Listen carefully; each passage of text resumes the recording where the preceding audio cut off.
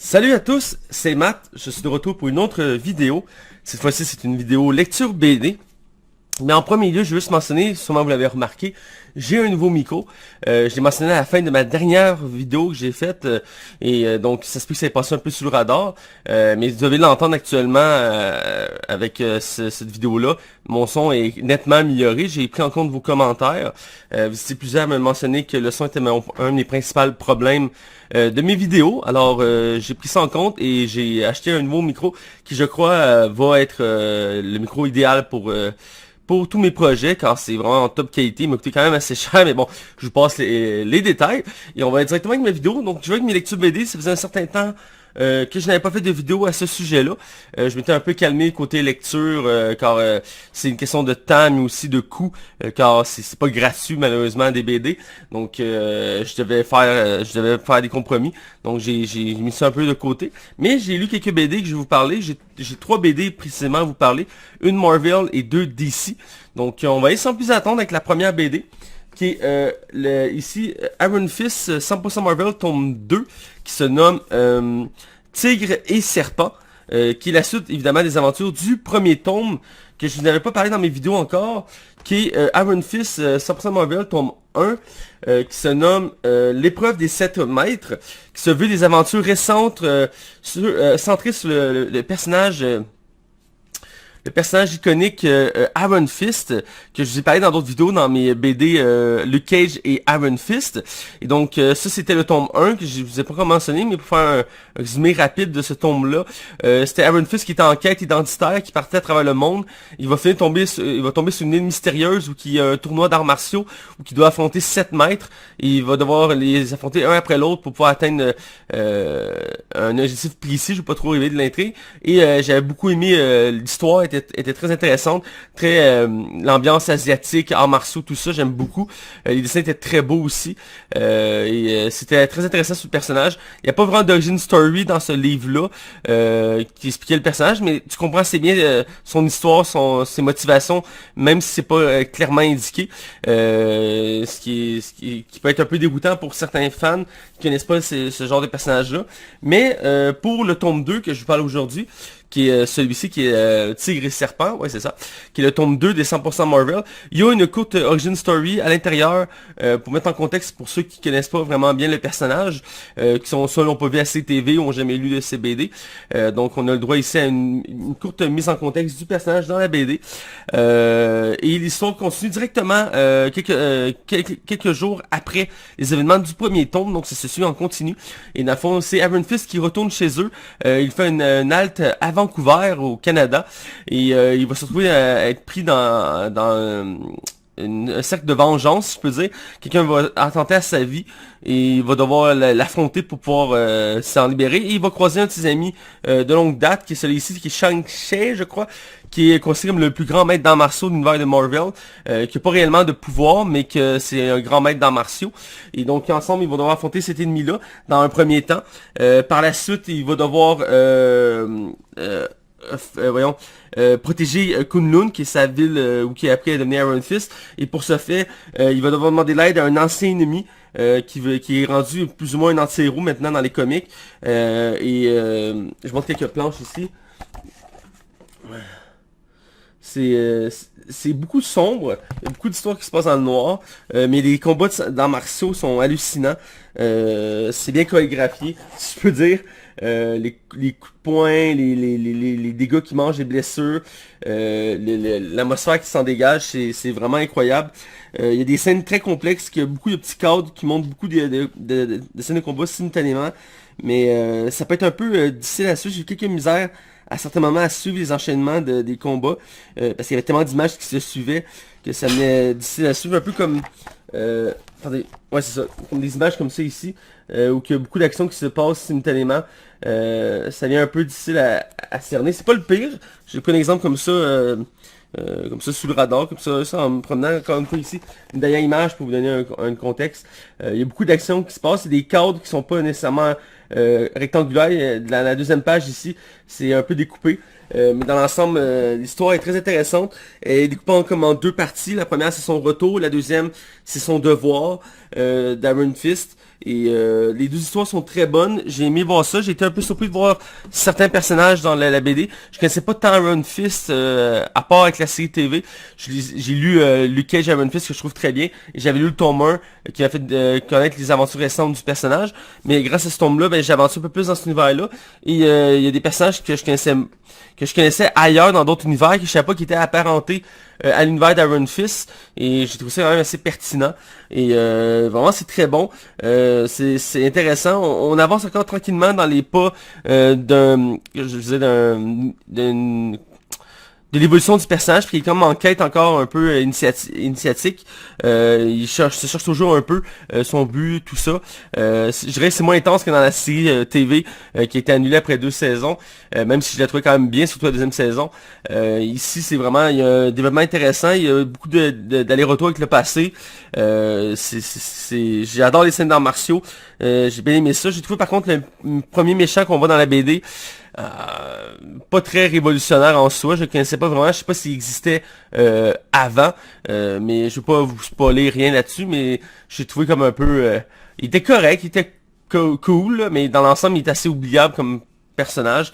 Il y a des méchants qu'on reste marqués longtemps par leur personnalité, leur trait, tout ça. Il y en a d'autres que on finit par oublier avec le temps, ils finissent par disparaître un peu des comics. Ceux-là, j'imagine qu'on va le revoir, mais c'est pas le méchant le plus fascinant en soi. Surtout pour l'univers d'Iron Fist, j'imagine. Mais dans l'ensemble, c'est très bien. Et il y a une belle conclusion avec le premier tome. Les histoires du premier tome se rejoignent au tome 2. Et il y a comme une sorte de une belle conclusion entre les deux. C'est vraiment un fil continu. Il faut lire chaque tome pour bien comprendre l'histoire. Et c'est très intéressant. J'étais content de lire. C'est pas le héros principal que je lis d'habitude, mais je me suis attaché au personnage à cause des séries TV. Autant Daredevil, Luke Cage, Jessica Jones que Iron Fist. Et quand j'ai vu que le 2 venait de sortir, j'en ai pris l'occasion, je l'ai pris. Je suis pas au courant s'il va y avoir plus que 2 tomes. Des fois, il arrête avec des nombres courts. Defender, c'était 2 tomes. Donc, puis c'est pas mal le seul date que j'ai juste 2 tomes. Non, il y a Luke Cage, puis Iron Fist qui c'était 3 tomes, ou 4 tomes, non, c'était 3 tomes. Et donc, celui-ci, pour l'instant, c'est 2 tomes. Mais j'aime beaucoup ces histoires. Ça fait différent, parce qu'il nous fait voyager aussi. C'est un héros urbain, mais en même temps, il reste pas limité à New York, ce qui est, je trouve, une force de ce personnage-là. Il voyage, il montre des paysages vraiment exotiques, asiatiques, l'Europe. Il va mettre beaucoup avant la culture des arts martiaux, le côté spirituel de la vie. C'est vraiment très intéressant. Je vous recommande de découvrir ce héros-là, Iron Fist, qui a été un peu négligé à cause des séries Netflix. Les gens l'ont ça très détesté, soit aimé. Dans mon entourage, c'est plus de la haine que de l'amour, mais moi, je suis dans ceux qui le trouvent intéressant.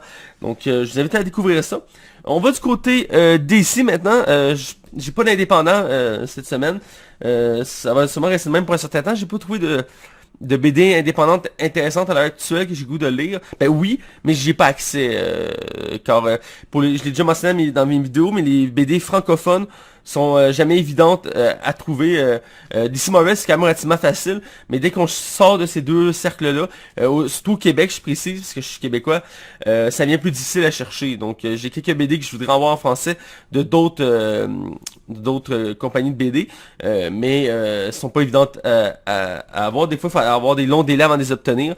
Entre autres, la série de Boys, que ça fait des mois que j'aimerais lire, mais en français, disons que pour l'instant, c'est plus ou moins ça glace pour pouvoir obtenir ça. Mais bon, bref. Revenons à mes lectures. Donc, voici ma prochaine lecture que je vous parle, qui est Aquaman Rebirth, tome 3, qui constitue toujours les aventures d'Aquaman dans les univers récents. Je vous ai parlé dans mes dernières vidéos des 2 autres tomes, c'est mes lectures les plus récentes dans DC. C'est l'héros que je me suis le plus attardé actuellement à cause de son film.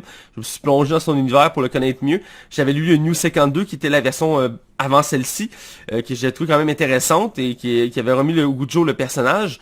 Et ici, j'avais adoré le tome 1 de Aquaman. Le tome 2 m'avait laissé un peu j'avais pas été complètement satisfait de la BD, même si la fin m'avait laissé le goût de continuer. C'est pour ça que j'ai pris le tome 3, qui est Underworld, qui continue toujours les événements d'Aquaman en Atlantide, qui essaie toujours Là, je vais révéler des intrigues des précédents tomes pour vraiment mettre ça en contexte. C'est difficile de ne pas le mettre en contexte sans ça. Donc, c'est pas trop vous faire révéler les spoilers. Skipper quelques minutes. Le tome 3 d'Aquaman, dans le fond, se situe après la twist finale du tome 2 où que, dans le fond, on suppose qu'Aquaman est mort car il s'est fait poignarder par un de ses gardes parce qu'il s'est fait renverser comme roi. Il y a un nouveau roi à sa place qui est un méchant et ils lui ont donné de capturer Aquaman et de le tuer. Et à la fin du tome, il s'est fait poignarder. Et son corps tombe dans la dérive, et on suppose qu'il est mort, mais bon, c'est Aquaman, c'est un super-héros, et évidemment, il n'est pas réellement mort. Dans ce tome-ci, il est rendu une sorte de paria.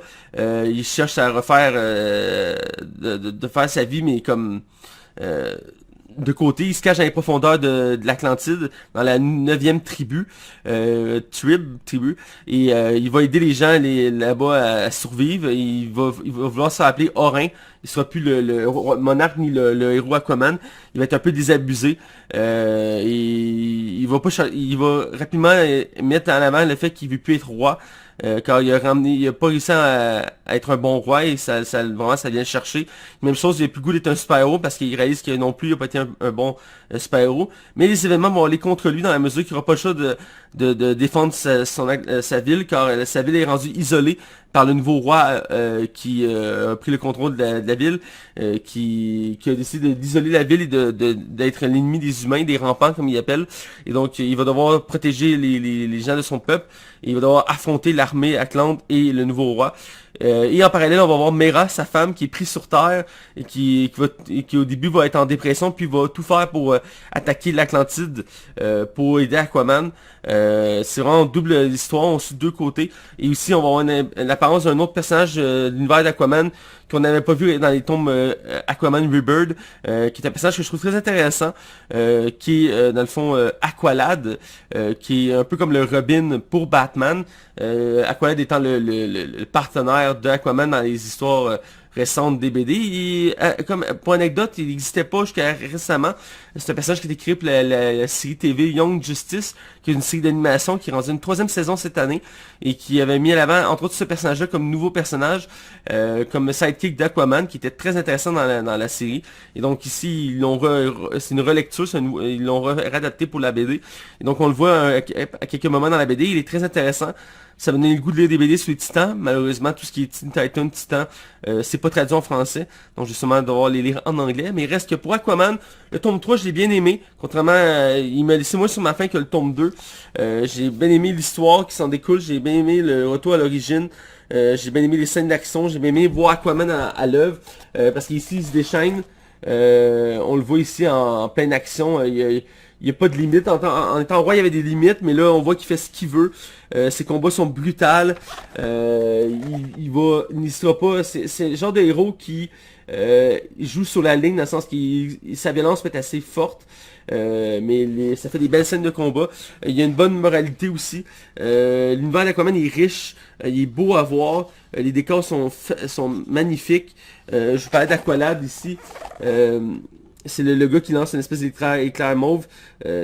Son look est vraiment différent de la série animée, mais j'aime bien ce look-là ici. Puis pour les décors d'Atlantis, c'est toujours très beau de voir l'Atlantide, de voir la ville, de voir le monde aquatique. J'adore voir les explorations dans l'eau. C'est vraiment très beau. J'essaie de trouver une petite image de la ville, parce qu'il me semble qu'il y en avait une quelque part au début. Voilà. On peut voir ici le méchant, le roi en haut à gauche, puis en dessous on a comme des galeries de la ville. J'aime beaucoup la façon que c'est fait. C'est comme une ville sur étage dans l'eau, avec des colonnes. C'est très lumineux, avec des vaisseaux, tout ça. Il y a comme un côté futurisme en mettant, c'est dans le présent. Les couleurs sont très bleu, mauve. Des couleurs qui fit beaucoup pour l'ambiance de ça. Dès qu'on quitte le bleu puis le mauve, la couleur qu'on voit, ça va mettre là-bas un aspect important, là, exemple du rouge pour le sang, ou des fois on va voir comme une espèce de mélange rougeâtre, ça va être un côté plus méchant. C'est vraiment intéressant pour ce BD-là. J'ai aimé voir Aquaman. Je trouve que c'est un héros qui est sous-estimé chez Marvel, excusez-moi, chez DC, et il prend beaucoup plus d'ampleur dans les dernières années. Depuis qu'ils l'ont retravaillé dans New 52 et maintenant dans Rebirth. Je trouve vraiment qu'il y a des histoires intéressantes à suivre, qu'il est un personnage qui est très complet, qui marche aussi bien que la Justice League que tout seul. Il y a un univers très complexe. J'ai déjà mentionné mes autres tomes, mais la particularité, c'est qu'il n'est pas juste un super-héros, c'est aussi un roi. C'est aussi le représentant d'un peuple, un peu comme Wonder Woman pour les Amazones. Ça ajoute beaucoup d'aspects très complexes à son histoire. Ses habiletés aussi sont toujours bien montrées dans la BD. Ils sont utilisés de manière assez intelligente parce qu'il peut contrôler tout ce qui est poisson. Il y a une super force, il est super rapide, il y a des sonores, tout ça. Et ses habiletés sont très intéressantes à voir, même en dehors de l'eau, même si cette BD-là se déroule quasi entièrement sous l'eau, contrairement aux autres tomes qui avaient une alternance surface aquatique. Ici, on revient aux sources de l'univers d'Aquaman. On reste à Atlantide, l'enjeu se trouve tout là. Et ça va sûrement continuer de même dans le prochain tome, qui est sorti d'ailleurs, mais je ne l'ai pas encore acheté parce que j'avais d'autres achats à faire avant. Mais la twist de cette fin-là, encore une fois, me donne le goût de continuer dans la même lignée d'Aquaman et de continuer à lire les aventures, car la fin laisse place à une suite qui va être très intéressante à voir, très haut en couleur, si je peux dire. Et donc, c'est un héros que je recommande chaudement, Aquaman. On a souvent tendance dans DC de commencer par Batman, Superman et les héros classiques de ce genre-là, mais il y en a pas de seconde zone, mais un peu moins connus, qui vont amplement le détour, je trouve, en mon sens. Et j'ai parlé de Red Hood il y a quelques temps dans mes vidéos, qui est un héros qu'il faut absolument avoir vu quand on lit du DC. Mais il y a Flash qui est très bon à lire. J'ai aussi du Green Lantern que je vous ai parlé récemment, qui est une histoire, un monde complexe mais incroyablement intéressant, qui travaille sur tout le côté cosmique de l'univers de DC. Puis on a aussi Green Arrow, que je trouve qui s'est beaucoup détaché du fait qu'on le considère à la base comme un sous-Batman. Maintenant, il y a sa propre histoire, son propre univers qui est très intéressant à suivre. Et même à certains égards, peut être plus intéressant que Batman pour les aspects qu'il apporte. Et donc Aquaman, c'est le même principe. Ça vaut amplement le détour. Par contre, ce que j'ai remarqué, je sais pas si c'est totalement voulu, mais plus que les tomes avancent, moins qu'ils sont épais. Le premier tome était à peu près 2 fois cette épaisseur-là. Et le deuxième était légèrement plus épais que celui-ci. Celui-ci est quand même assez mince. J'ai pas regardé si le quatrième était plus épais, mais je sais pas si c'est volontaire, mais je trouve ça un peu dommage qu'il dilue un peu chaque numéro. Il y avait quand même assez de matière, là, je dis pas le contraire, il y avait quand même assez de matière dans ce tome-là. Mais c'est un petit détail que j'ai remarqué en comparant mes BD dans ma collection. C'est que les 2 premiers tomes étaient plus épais, mais ça reste pas moins que c'est très complet comme histoire et c'est à lire absolument. Autant pour les fans de DC que Aquaman. Et pour ceux qui n'ont pas lu mes autres vidéos avant, si vous avez juste vu le film Aquaman ou que vous voyez le voir, vous allez voir, c'est similaire. Mais il y a des différences majeures, entre autres le personnage d'Aquaman, que vous pouvez voir directement sur la couverture. Sensiblement beaucoup de différences avec l'acteur Jason Momoa, qui joue Aquaman dans le film. Mais dans l'ensemble, c'est très similaire à l'univers d'Aquaman, le film et la série. Mais c'est sûr, la série BD est plus complexe. Donc voilà, je vous invite à lire ça. Et je termine, je l'ai mentionné tantôt... avec Green Lantern, que comme Aquaman, j'ai pris du temps avant de commencer à le lire, et là je l'ai commencé, et je peux pas m'en arrêter, c'est fascinant comme histoire. J'avais adoré le New 52 de Green Lantern, qui était l'histoire précédemment celle-ci, et j'avais adoré ça. Et celui-ci étant le tome 2 des Green Lantern, il y a encore une fois, il y a 4 tomes de sortie de ces aventures-là de Green Lantern Rebirth. Celui-ci, c'est le tome Ennemi rapproché, numéro 2, qui, dans le fond, encore une fois, la suite des événements du premier tome. Et c'est dans le fond aussi la reformation du Green Lantern Corp, donc le groupe des Green Lantern qui sont les policiers de la galaxie. Et ils avaient disparu avant le premier tome, et au premier tome ils ont commencé à apparaître, mais ils ont dû s'affronter au Sinestro Corp, qui est son équivalent méchant, qui est le côté... Dans le fond, les Green Lantern, eux, sont la volonté, et les jaunes, eux, sont la peur, et donc c'est leurs ennemis, et ils ont dû les affronter, et à la fin du premier tome, il y avait une twist qui faisait en sorte que la suite des événements amenait quelque chose de jamais vu dans l'univers des Green Lantern. C'est l'unification de 2 groupes de lanternes en un, qu'on n'aurait jamais pu voir avant, et que là, ils s'unissent pour le bien commun, car ils ont des ennemis plus importants à affronter. Et dans ce tome-là, vraiment, ils vont aller puiser beaucoup dans la mythologie Green Lantern, mais aussi dans l'univers cosmique de DC. On va avoir le droit à des scènes d'action et des liens avec plein d'univers très intéressants. Je vous montre quelques planches. Les couleurs vert et jaune sont toujours montrées très vifs. Ça met vraiment l'emphase sur l'aspect des Green Lantern et des Yellow Lantern. J'aime beaucoup les dessins, les créations, parce que les pouvoirs des Green Lanterns, c'est qu'ils créent des objets. Ici, on a John Stewart qui crée des mitraillettes, des canons, tout ça. J'aime vraiment la façon que c'est dessiné. C'est vraiment très beau. C'est comme une espèce de bloc Lego, si je peux dire. J'aime beaucoup l'aspect visuel de la BD. On voyage beaucoup. On voit beaucoup d'éléments de l'univers. On voit beaucoup d'éléments... des petits clins d'œil. Si on est avisé dans l'univers de DC, on voit quand même quelques clins d'œil. Quelques références intéressantes de l'univers de Green Lantern. Je vais essayer de vous montrer d'autres aspects de la BD. J'aime ça, j'aime beaucoup les couleurs vives là-dedans. C'est la force de ces BD-là, c'est que les couleurs sont très bien montrées dans la BD. Pour l'histoire en tant que telle, ça se tourne tout autour d'une planète qui, dans le fond, est victime de Starro, qui est une créature d'univers de DC, jamais un méchant de la Justice League, qui est une sorte d'étoile géante. Une étoile de mer géante de l'univers qui a la particularité de pouvoir contrôler les gens. Et donc elle va attaquer une planète qui est la planète de la race de celui-ci ici, qui est un des bras droits des Green Lantern. Et donc il va devoir aller sur sa planète pour protéger la planète de cette créature-là. Et en allant là, ils vont tomber dans un piège, les Green Lantern. Et ils vont devoir faire face à un autre ennemi plus dangereux que Starro. En fait, deux ennemis plus dangereux que Starro, car deux ennemis vont savoir allier ensemble pour capturer les Green Lantern pour quelque chose de vraiment encore pire. Et ces deux méchants qui sont un qui sont de l'univers de Green Lantern et l'autre qui est associé un peu à l'univers de Green Lantern, mais c'est un méchant d'un autre univers de DC. Je ne vais pas trop le révéler ici, mais c'est une drôle de combinaison, mais c'est très intéressant, c'est très percutant et c'est très intéressant à voir. C'est très bon. Aussi, il y a une dernière histoire à la fin, le dernier numéro du livre. C'est une histoire qui se passe dans le futur, bien des années plus tard après les événements de ce tome-là. Et il y a un résumé comme de ce qui s'est passé, et ce qui est le monde est devenu. Et à la fin, il y a un méga teaser de plein d'événements qui vont arriver dans l'univers des Green Lantern, qui sont vraiment intriguants sur plein d'aspects de l'univers des Green Lantern. Et il y a une image qui m'a fasciné. J'ai fait des recherches pendant un certain temps sur internet pour comprendre cette image-là. Vous allez sûrement la comprendre quand vous allez la voir vers la fin. Mais il y a comme une espèce d'explosion. Il y a comme plein d'objets qui revolent. Vous allez comprendre quand vous allez voir le tome. Mais ça m'avait beaucoup intrigué. Quand j'ai compris, je me suis dit, oh shit, ça a pu amener quelque chose de très intéressant. Et j'ai lu un peu pour les prochains tomes qui s'en viennent, que j'ai pas lu. Et il y a beaucoup de choses qui vont redéfinir complètement l'univers de Green Lantern. Et c'est légèrement teasé dans ce tome-là. On voit ici qu'ils veulent restructurer encore une fois l'univers des Green Lantern. Ils redonner un nouveau souffle. Et ça marche relativement bien. J'aime beaucoup Hal Jordan qui dans cette histoire-là il est plus secondaire. Ils ont voulu mettre l'aspect plus sur Green Lantern et sur John Stewart entre autres. Hal Jordan est présent dans l'histoire. Il était un peu plus dans le tome 1, dans celui-ci. Il est quand même présent. Il y a un contexte avec son personnage qui est assez particulier parce qu'il y a une évolution qu'on n'a jamais vue de Hal Jordan dans les comics, si je peux dire. Ici, ça peut amener quelque chose de vraiment intéressant. C'est intriguant ce qui arrive à Hal Jordan dans la BD. Je ne vais pas trop vous en révéler parce que ça fait partie de l'intrigue principale.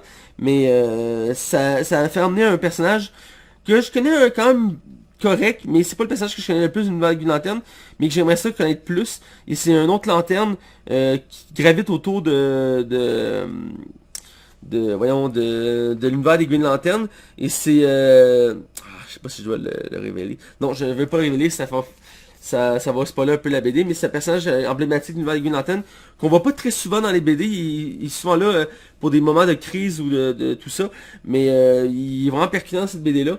Et en fait je pense qu'il est dans le glossaire du début, parce que la force des BD d'ici, j'ai pas mentionné pour Aquaman, mais c'est toujours le cas. Il y a un glossaire au début des BD, ouais, il est au début, fait que, ouais.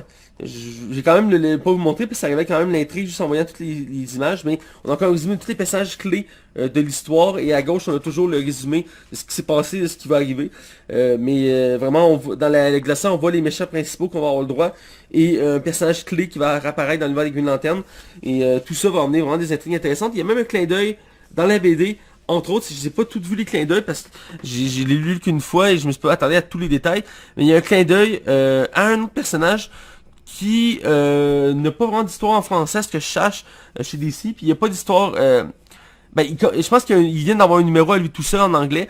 C'est le personnage de Lobo, qui est un mercenaire de l'espace, on a pu voir entre autres dans le jeu Injustice 1. C'est un des personnages en DLC.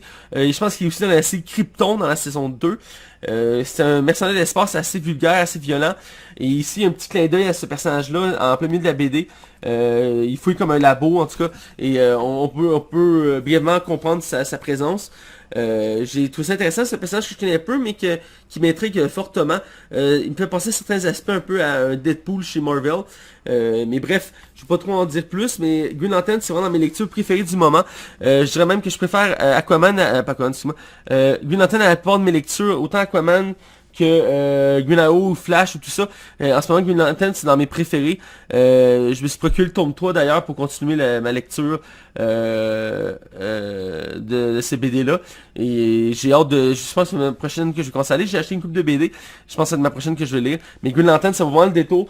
Un univers à lui seul, très complexe, très intéressant, qui se développe et qui c'est ça, c'est bien, même si on part de beaucoup de choses en arrière. Ici, il y a quand même une structure assez simplifiée. Donc j'aime ça beaucoup pour ça. Je vais mentionner brièvement mes prochaines lectures et après ça va être déjà tout. Ça passe tellement vite.